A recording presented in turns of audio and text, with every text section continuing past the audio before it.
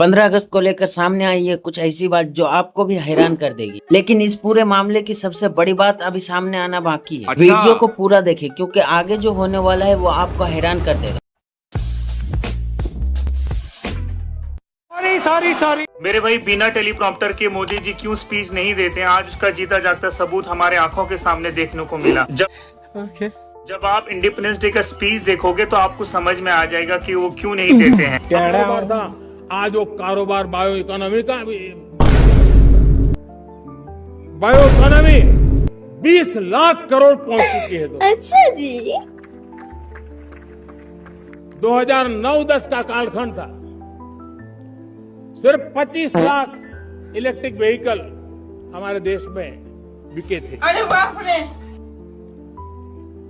1.5 lakh electric vehicle बिके थे 2009-10 में। 1.5 लाख इलेक्ट्रिक व्हीकल।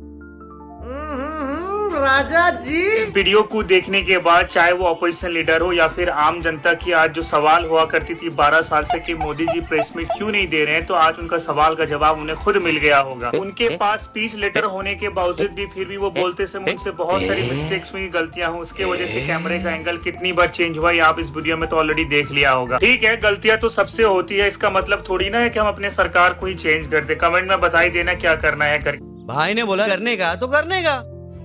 ये आरके कॉलेज का वीडियो है और ये कोई पोस्ट किया था, वहाँ से हम कॉपी किए हैं और ये वीडियो पोस्ट करके ये बताना चाहते हैं कि आप लोग कमेंट में आके बताइए कि इस वीडियो में क्या चीज़ ऐसा है जिसको नोटिस करने लायक है। और ये तीसरी फेल पीटी पास, मैं बीए इंग्लिश हूँ, समझे? ये सब जानने समझने की अक्ल चाहिए जो तेरे पास नहीं मेरे पास है। ये नोटिस अगर आप लोग कर रहे हैं तो आप लोग कमेंट में ज़रूर बताएं।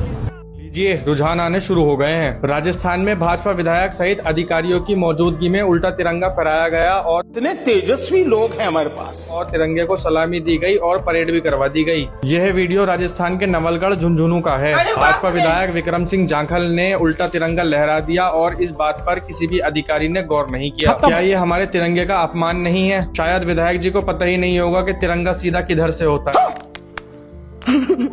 लेकिन वहाँ पर मौजूद अफसरों को इस चीज पर विशेष ध्यान देना चाहिए था। बात तो सही है।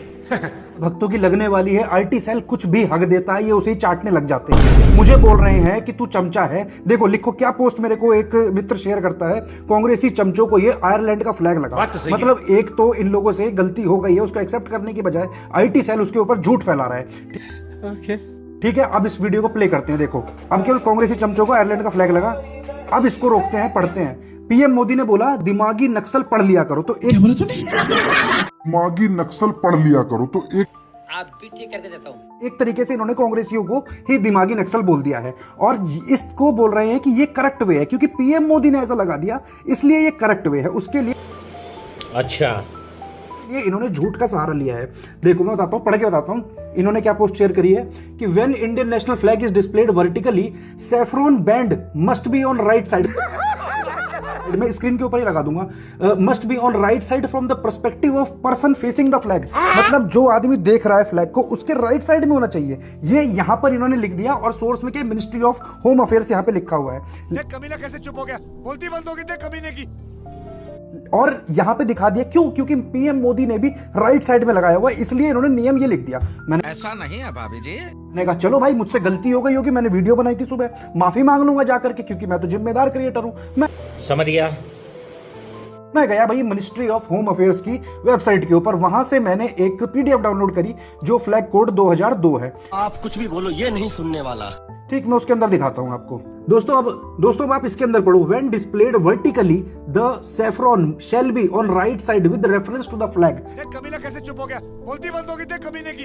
वारे देशभक्ति, आज 15 अगस्त है, पूरा देश तिरंगे को सलाम कर रहा है। बात तो सही है। और इधर कुछ एंटी नेशनल वाले शायद इंडिपेंडेंस डे को भी भाजपा फाउंडेशन डे समझ बैठे। ऐसी तो इन लोगों की मानसिकता है। ये भाजपा का दोहरा चेहरा याद रखिएगा। जब जब ये किसी एजुकेशन पर सवाल उठाने वाले को एंटी नेशनल कहे तो ये वीडियो उन्हें जरूर दिखाइएगा।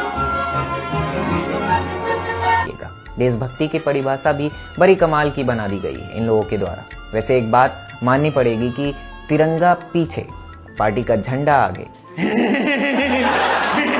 और फिर ये लोग भाषण में क्या कहते हैं कि देश सबसे पहले, यही है इनका देश सबसे पहले। अरे भाई, देश सबसे पहले है तो देश का झंडा भी पहले रख लेते। ये तिरंगा किसी बीजेपी का नहीं है, लेकिन शायद यही बात कुछ लोगों को समझ नहीं आती। ये तिरंगा उन लोगों का है जिन्होंने आजादी के लिए लड़ाई लड़ी, उनका है जिन्होंने अपनी जान दी, उनका है जो सीमा पर खड़े हैं, और उन करोड़ों लोगों का है जो किसी पार्टी के लिए नहीं बल्कि इस देश के नागरिक हैं। जब बात तो सही है जब पार्टी की पहचान इतनी बड़ी हो जाए कि उसके सामने देश की पहचान भी छोटी लगने लगे, तो फिर सवाल सिर्फ झंडे का नहीं रहता, बल्कि सवाल मानसिकता का होता है। जिस देश के लिए तिरंगा शहीदों के खून से सींचा गया, उसी तिरंगे की जगह अपना पार्टी का झंडा लहराकर आप कौन सी देशभक्ति का प्रदर्शन कर रहे हैं?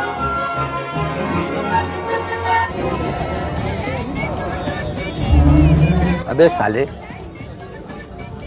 मतलब वो अलग ही लेवल का बंदा था। मैनर सीख लो, एथिकेट सीख लो, तमीज सीख लो। अभी जो हम देखने वाले हैं उसमें बहुत ही मजा आने वाला है, और लास्ट वाले में तो आप हंसी के मारे लोटपोट हो जाओगे। देश के प्रधानमंत्री ने इंडिपेंडेंस डे की स्पीच में सोचा कि मैं थोड़ा डिवाइड एंड रूल का गेम खेलता हूं और अपने खिलाफ वाले लोगों को दिमागी नक्सल बोल देता हूं। ये भी उल्टा पड़ गया।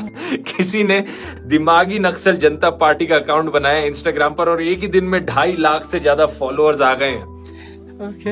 ये सारे सत्ता में बैठे नेता लोग, तुम्हारे लिए लेसन है ये। अगली बार कुछ भी उठपटांग बोलने से पहले 100 बार सोच लेना, क्योंकि जनता अब जाग चुकी है। ये फालतू की डिवाइड एंड रूल की टैक्टिक्स अब काम करने वाली नहीं है। हा दाखवा, तुमचा नवरा काय बोलता?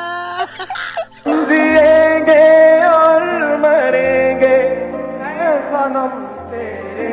वाह वाह वाह, क्या सुनो? What are your pronouns? मतलब वो अलग ही लेवल का बंदा था। No, your pronouns are only he because you can never be he. क्या तुम पूरे देश के सामने बोल सकते हो कि दिल दिया है जहाँ भी देंगे सनम तेरे लिए? सर्जरी उन्होंने करवा रखी है ना, तुम भी करवा लो, तुम्हारे लिए भी बोल दूंगा।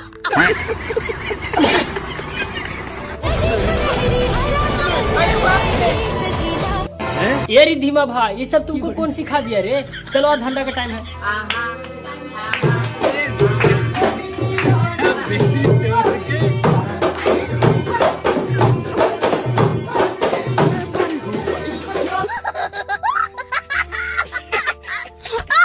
श्री दोस्तों, 12वां स्वतंत्रता दिवस सभी को मुबारक। मेरा मतलब हार्दिक शुभकामनाएं, क्योंकि असली आजादी तो हमें 2014 में ही मिली थी। आप खुद सोचिए, 2014 से पहले एक आदमी एक ही वोट डाल सकता था, लेकिन आज एक आदमी अलग अलग नाम से, अलग अलग जगह से बार बार वोट डाल सकता है। आप कुछ भी बोलो, ये नहीं सुनने वाला।